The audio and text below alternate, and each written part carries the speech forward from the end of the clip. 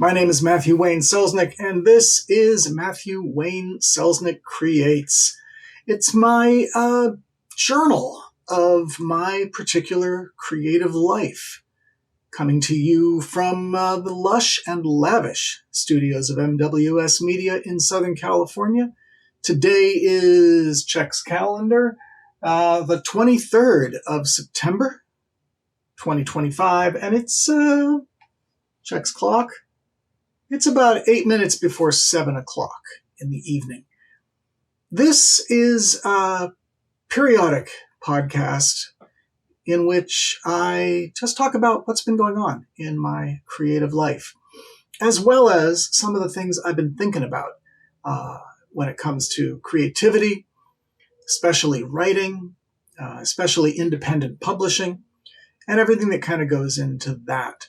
Who am I to be talking about this kind of stuff? Well, I've been an independent publisher in one form or another since the late 1980s, when I was doing print zines using razor blades and glue sticks and photocopy machines, to one of the first online periodicals in the late 90s, one of the first email magazines, email distributed magazines. We call them newsletters today, in the early aughts. And then in 2005, my first novel, Brave Men Run, was the first novel in history with a simultaneous initial release in paperback and several ebook formats and free podcast editions. Speaking of podcasting, I've been doing that for about 20 years now, coming up on 21 next month. And my day job is helping other creators bring their works to fruition, to market, and to an audience. So when I talk about my own creative life, sometimes it intersects with how I'm helping other folks and all aspects of that sort of thing, which is what I want to sort of touch on before I get into whatever it is that I've been doing since we last spoke. I have been noticing a trend, mostly on YouTube, having to do with how much YouTube is changing and how much content creators, which is a silly phrase, we are all, if we're creating something and putting it online, we are creating content. But specifically those of us who, release works out into the world, everything is different, so claim the YouTube gurus, when it comes to how content creators can succeed. And the big thing they keep talking about is now it's so important to be authentic. I get what they're saying. There are an awful lot of, especially on YouTube, these 2 and 3 and 6 hour documentaries that are just cobbled together stock footage and an AI generated voice yammering on, regurgitating whatever it is, history of some lost civilization or what have you. These are usually faceless videos. Sometimes they have an animated avatar, but there's no discernible person or personality behind it. We've all heard that video narrator voice, and it's so instantly recognizable now. But it's not just in videos. You see it also beginning to happen in podcasting. And of course, publishing, independent publishing of books and music is not immune to this infiltration of AI-generated content. And so the wisdom goes, the latest wisdom says, it's more important than ever to be authentic when you present yourself online, when you release your content, when you interact in social media or on a video or a podcast, what have you. It's I've heard some of them refer to it as your secret weapon is to actually be authentic. My thought is, well, I have, I guess, two thoughts. The first thought is, yeah, sure, there's going to be a backlash. There is a backlash against this canned and they call it AI slop content. But my other thought, as someone who has been preaching the DIY ethic and personal branding and being the same person you are online as you are in person, and transparency within the limits of other people's privacy and respecting that. Coming to it from that perspective and living that for as long as I've been on the internet, which is since the late 90s, as I mentioned, my second thought is, what the hell have you been doing if you haven't been being authentic? If you haven't been being real?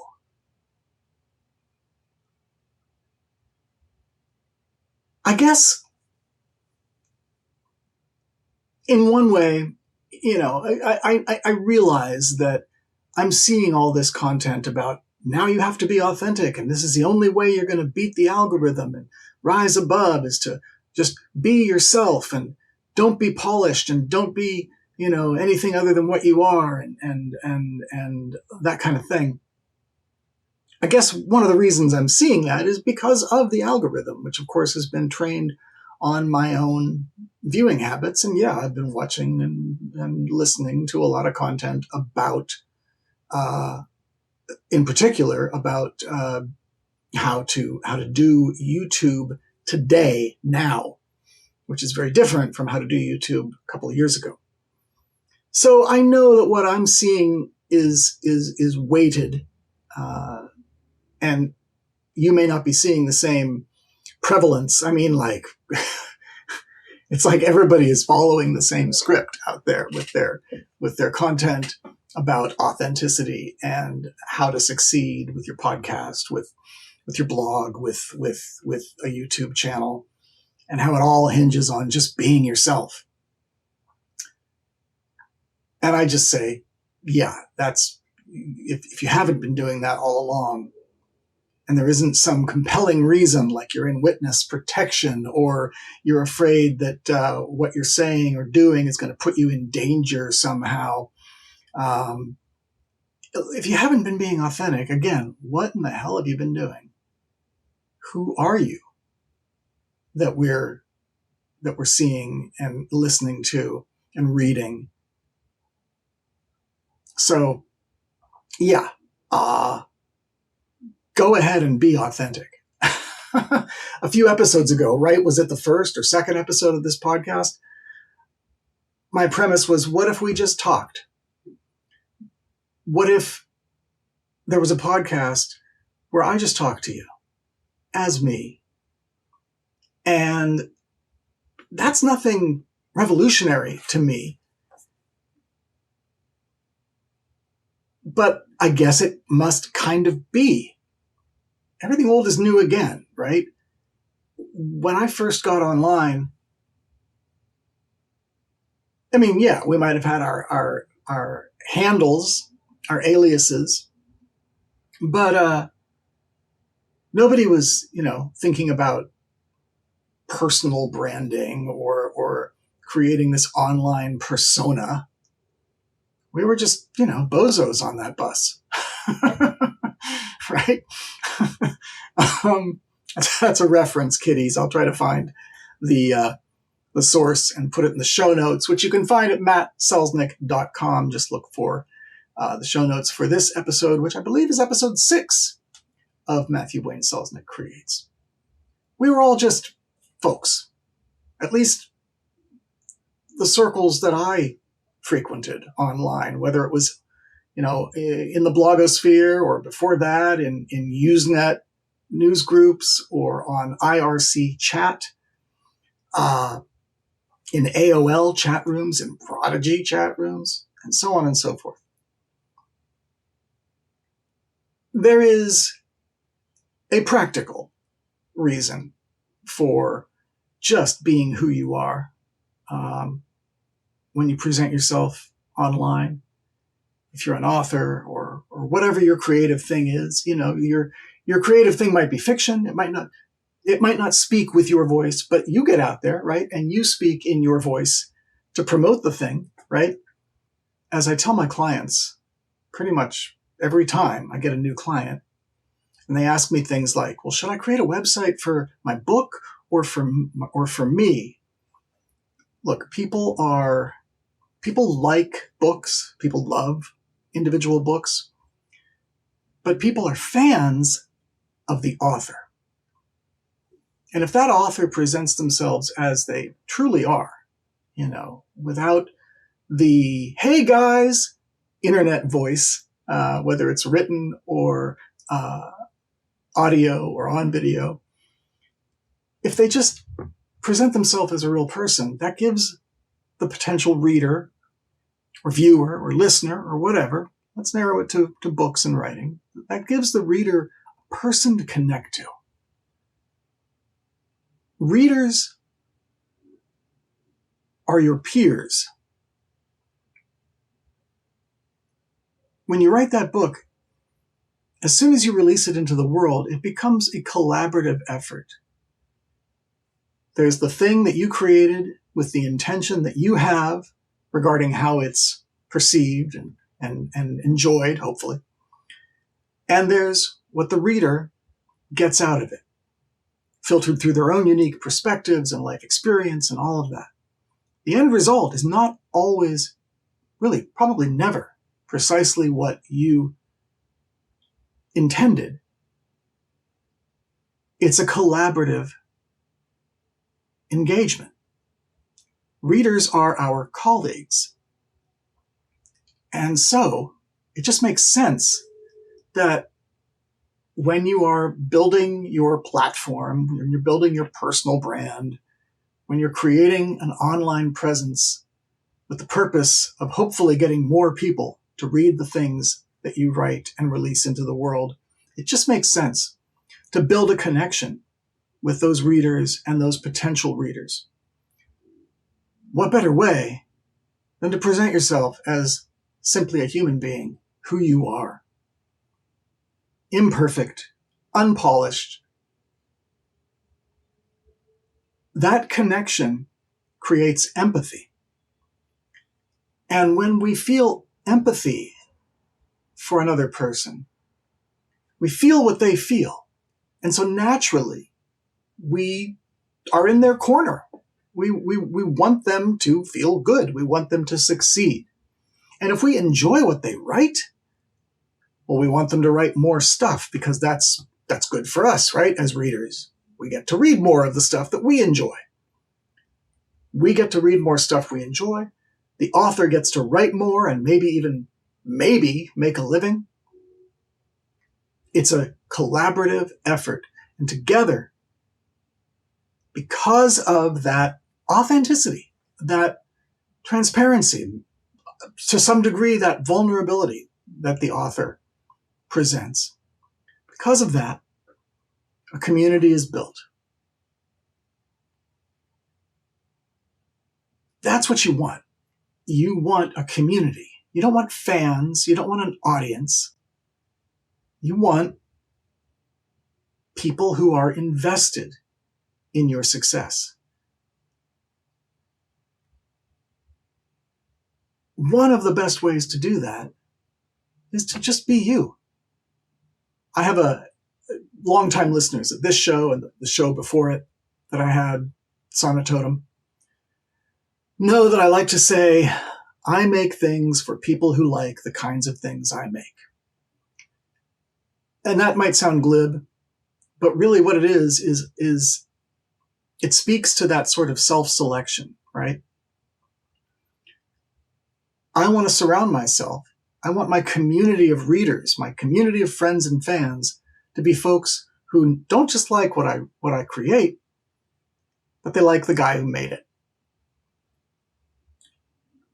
If you don't like the kinds of things I make, by default, you're probably not part of the community. And it's a little strong to say, if you're not part of the community, you don't matter. But what I mean is, as an author, as a marketer, promoting my stuff, if my stuff isn't for you, why spend the energy trying to change your mind? I'd rather find the people who dig what I dig, who come to art for the same reasons I come to art, and who find entertainment, resonance in the things that I make. I make things for people who like the kinds of things I make. I attract those people in dribs and drabs by being me, and hopefully by writing stuff that's objectively worth experiencing, right? So it amuses me that the online content gurus are all in on authenticity, seemingly all of a sudden, or really again. But it also really gives me pause in a positive way. Because the cycle has come around again. The thing that I have always believed in, the thing that I always have promoted and endorsed, that authenticity, that vulnerability, that transparency, I guess it's back in vogue, and we can thank the machines for that. So that I see a bit of an opportunity there. And it tells me that it's time to, kind of get a little more serious about this content creation side of things. So, first of all, does any of that make sense to you?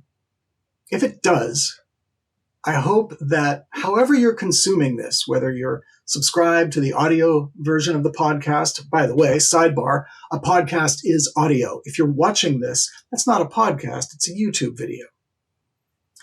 If you're subscribed to the audio version of Matthew Wayne Selznick Creates, which you can find wherever you get your podcasts, then I hope you'll take a moment to rate and review the show.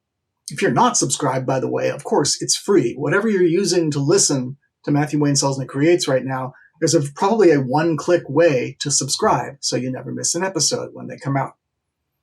If you're watching this on YouTube, on my YouTube channel, then please, same thing. Please subscribe to the channel. And please, click the like, the little thumbs up, and the bell so you get notified when new videos come out. Because I'm gonna be doing more than just Matthew Wayne Selznick Creates on the YouTube channel. I'm gonna be creating more regularly. There will still be these episodes of Matthew Wayne Selznick Creates where I talk about kind of what's on my mind, but also, go over what I've been doing in my own creative life recently, or since the last time I spoke to you. But I'm going to be doing other videos on, this is kind of a dry run, really, on more of the philosophical side of things, on the my own thoughts based on my quarter century and then some as an independent content creator before the web, before any of this, and as a pioneer, as the various new media and independent publishing platforms came into being. I've got a lot to say, and I think it can be helpful. So I'm going to be doing more, sort of on target videos about that kind of stuff. So subscribe to the YouTube channel. Please subscribe to Matthew Wayne Selznick Creates, however you consume it. And I'll appreciate that. And but as I was saying, does this make sense to you? does the reasons for being authentic, other than the fact that, hello, it's just easier than creating some sort of persona that you have to kind of keep track of and get in the head of and put on the mask. Does that make sense in terms of a yes, a strategy in creating your online platform and in building your personal brand, but also just as a way of interacting with your fellow humans, because it is another human out there engaging with the thing that you've put online, right? All right. So what's been going on with me creatively since last we spoke? It's been almost a month since the last episode was recorded of Matthew Wayne Selznick Creates, a bit less than a month since it was released.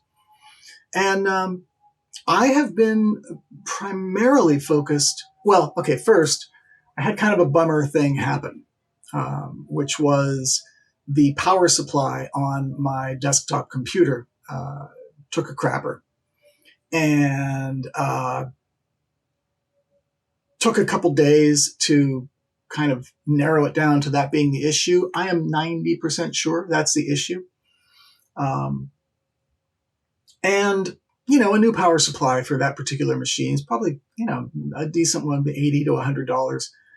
I'm putting off replacing it because I could use that $80 for something else that's more pressing. And because I do have a laptop that is, with the exception of having a less powerful graphics card than the desktop computer, is perfectly suitable for pretty much everything I need to do. And that's what I'm recording this on right now. I've got the laptop over here.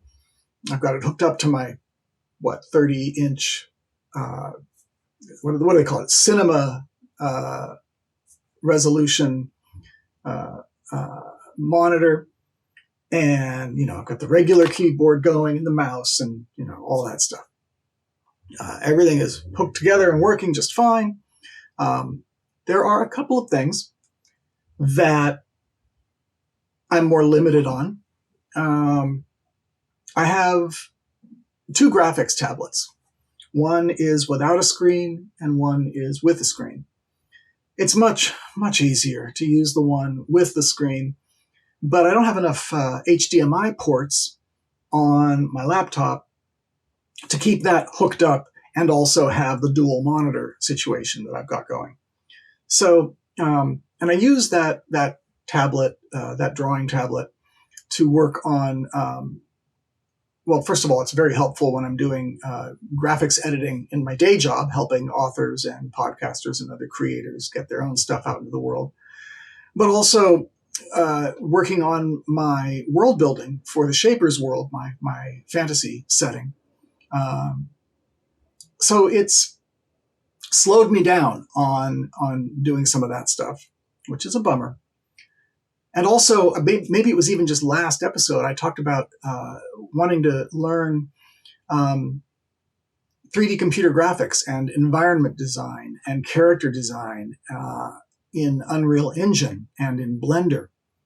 You can still use Blender, can still mostly use Unreal, but it almost immediately throws up a video memory,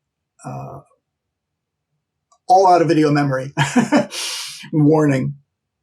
And one of the things I was really excited about in Unreal Engine was that their MetaHuman creator, which lets you create almost photorealistic 3D characters, it just doesn't work on the laptop. It just doesn't have the juice. The NVIDIA card in the laptop is a few generations behind the one that was in the desktop. And so my world has gotten a little smaller for now. But on the other hand, you know what? I'm kind of embracing it. It's narrowed my focus. I don't have any games on the laptop, so I'm not taking 20-minute Fortnite breaks once or twice or 3 or 4 times a day just because it's there. right? That's good. And I'm focused more on things like getting my new website up and running. Very close on that. At the rate these Matthew Wayne Selznick Creates episodes come out, it's a good chance the next one I'll be able to tell you about the new website. It's really close. And yeah, just working more with words, right? Less with graphics and video, fortunately, still works just fine. That was the big sort of dent. There's always something, right, that's happened. The sinkhole in the road since I last spoke to you. The other thing is I had about a week to myself in the house. And I realized during that week that the burnout is still a thing. With a little less structure, because there wasn't someone else in the house to, attend to and consider. And, anytime you live with someone, of course, you're working around each other's schedules and, making sure everybody has what they need and when. It was just me and the cat and the dog. So I could be a little more fluid. And I took a lot of downtime. And for once, I didn't really punish myself for not just filling those 6 or 7 days with every possible thing I could do. I had toyed with recording at long last, recording the audiobook for that first novel I mentioned. It would have been like a marathon session over 3 or 4 days. I did not, because it was more important to me to just not push. And I'm glad that I did that. Because, yeah, I stayed up pretty late some nights working on this and that, mostly the website, and doing some of that free range creativity and free range learning that I talk about. But I didn't have a giant intention for that week. I didn't much have that sense of, oh no, there's only a few days left and I haven't done anything. There's a little bit of that. It snuck in now and then. I took a couple of naps. It's not something I usually do. So the computer dying, thank goodness for the laptop. I'm treating it very, very well, right? Getting that week to myself was nice. Pushing on the website, and as always, thinking about YouTube, thinking about how I can leverage not just this podcast in all its forms, but also my YouTube channel toward my own creative endeavors and toward building my creative services business. As I mentioned, I help authors and podcasters and other creators bring their stuff to life and to the world. If you want to learn more about that, you should go to mattselznick.com/services. Of course, you go to the homepage and you'll see the links right there. If you think, let's put this out there, if you think I'm somebody that you might want to work with, maybe I can help you with your new book, or finishing that new book, or doing all the things that it takes to self-publish that new book. Let's have a little conversation. Let's have a discovery call for free. We can chat for an hour or so and see if we're a good fit. See if what you need and what I can offer, and if they match, and if we're a match, if we like each other. You can go to selznick.me/discovery, and you can book a call. We'll talk on Zoom. If you want to talk just on the phone, we can do that too. selznick.me/discovery. selznick.me/discovery. There's a link to the booking, discovery call booking, on the services page at Matt Selznick as well, mattselznick.com as well. As I mentioned, earlier, I'm encouraged by the general trend, which I saw coming. Of course, the rubber band has to snap back. The general trend toward desiring content from humans, by humans, for humans, rather than this AI slop that's filling up our interwebs. I see an opportunity. It's up to me, as it will be up to you, to figure out how to best exploit that opportunity in the service of building that community of friends and fans and clients. All right. As always, right? I always want your thoughts on these things.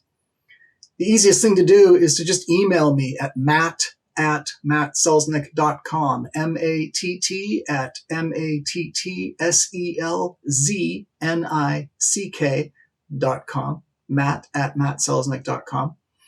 You can also, of course, leave a comment in the show notes for this episode, Matthew Wayne Selznick Creates, number 6. Or you can leave a comment if you're consuming this on the YouTube channel. You can, of course, leave a comment right there, right below there. You're watching it right now. There it is, down there. You know what to do. Let me know what you think about the somehow revolutionary idea that it's better to be authentic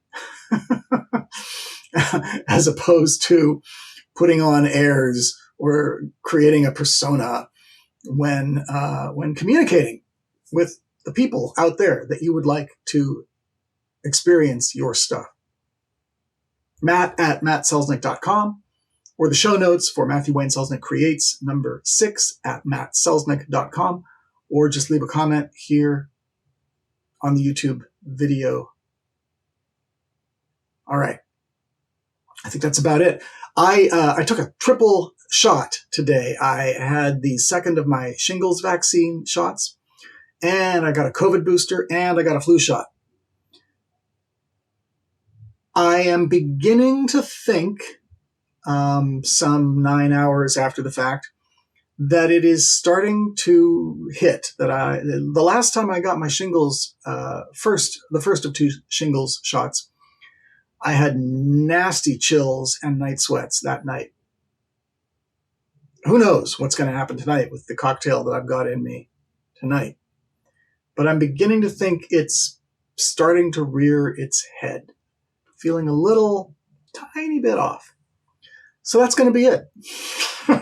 Better get out while I still can, right? Before this video turns into something else entirely. You think I'm rambling now? Try me with a fever. My name is Matthew Wayne Selznick. Take care.